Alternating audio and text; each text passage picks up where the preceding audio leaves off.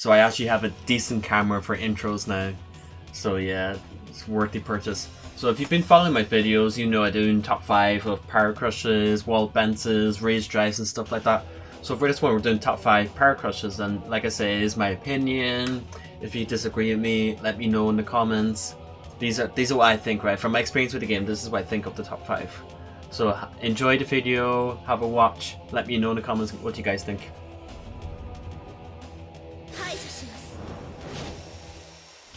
So for number 5, I will talk about Alisa's Step 1+2.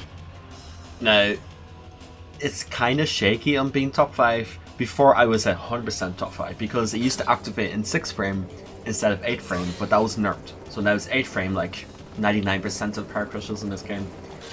So why I think it could deserve a spot in top 8 is because on hit it's +8. It starts up at 19 frames, so it's relatively fast for a Powercrush. It does the ballerina spin, so it tail spins like airborne moves like hop kicks or stuff like this. And on hit she goes into the stance, her destroy form stance, and you know it is a really strong stance. So she's +8 into the stance, so she has a lot of good options out of it. Like they can't press buttons against destroy form 1, for example. So then you can bully them with the lows, which is extremely strong, like 24 damage from destroy then 1.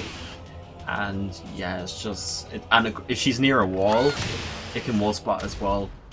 And like I said, tail spins airborne opponents. It's a mid and all that. It tracks surprisingly well for a Powercrush as well. So yeah, yeah, it's a pretty loaded Powercrush, so it deserves a spot, I would say. Hey you wanna try me, Gov? At number 4, I want to talk about Steed's Flicker. Back to why this is good is because it's 14 frames, so it's a very fast Powercrush.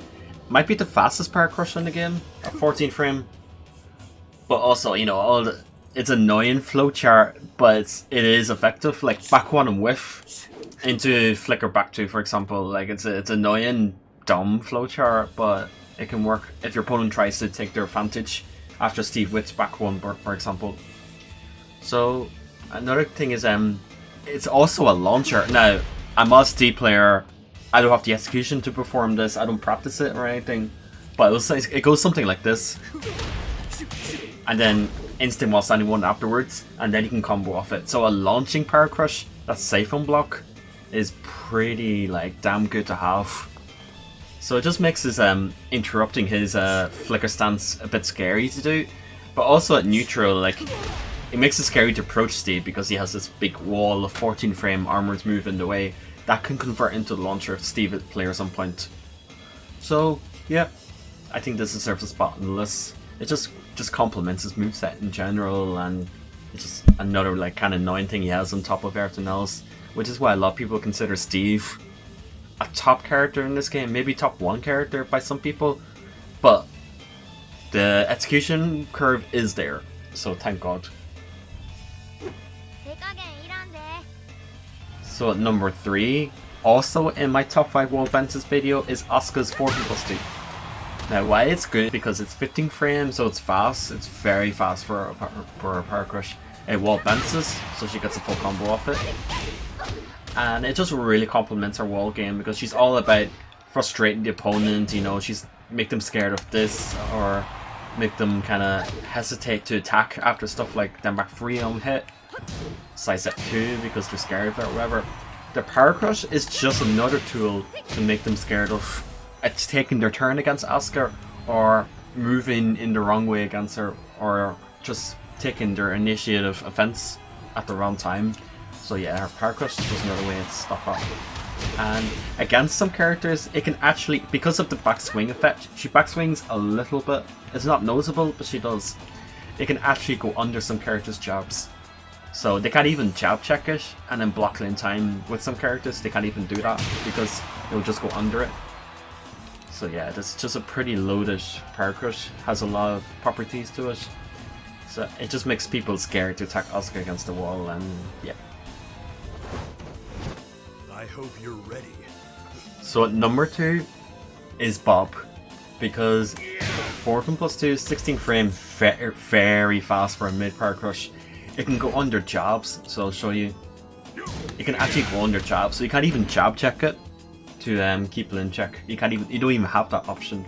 It's a mid, so like Bobs has annoying low game at the wall, like stuff like this, stuff like the hell sweep that loops into itself, then back 3, then back 3+4. So you're thinking about all these lows, and he has a mid that is armored, and it's only man starting on block, so it's not that bad on block at all. So you're thinking about the lows, and then you try to take your turn, or you duck, and he just smacks you with this, or you try to jab him even, and he goes under it with it. So yeah, it's just, oh man, I don't know, it's pretty ridiculous.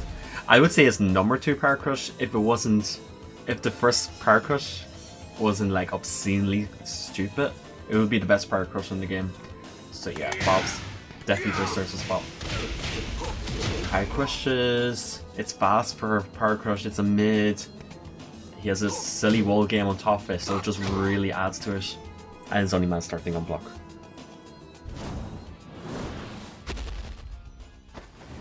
Are you surprised? It's Akuma's focus at number 1. For me, this is the best Power Crush in the game. Now it is kind of like rule breaking a little bit because he can actually cancel the focus. He can actually cancel it. So if he can kind of do it neutral, see if he absorbs something, and then you can like rip for a full combo, right? Or whatever the combo is. I don't know. I'm not a Kuma player, but yes. And if you see something that if he just eats a jab or a different one, he can just backdash cancel to be safe, and you can approach it as well. You can armor something and approach you. So put himself into the Zen 3 mix-up or whatever. So yeah, focus is just crazy. Like at neutral, like you can just look for something to absorb and then get full combo off it. You can use it to move around. You can use it to fish for stuff to absorb and backdash out of it safely, and just close the gap with it. And then go do Kuma bullshit, do Kuma things. So yeah, it is a high, that's the only downside, but imagine it was a mid, it'd be like broken. And I think it's actually plus on block. I might be wrong on that though. I'm gonna make this girdle. Okay, it's plus on block on cancel it. Now, I mean, that's probably not gonna happen that often, but it is there.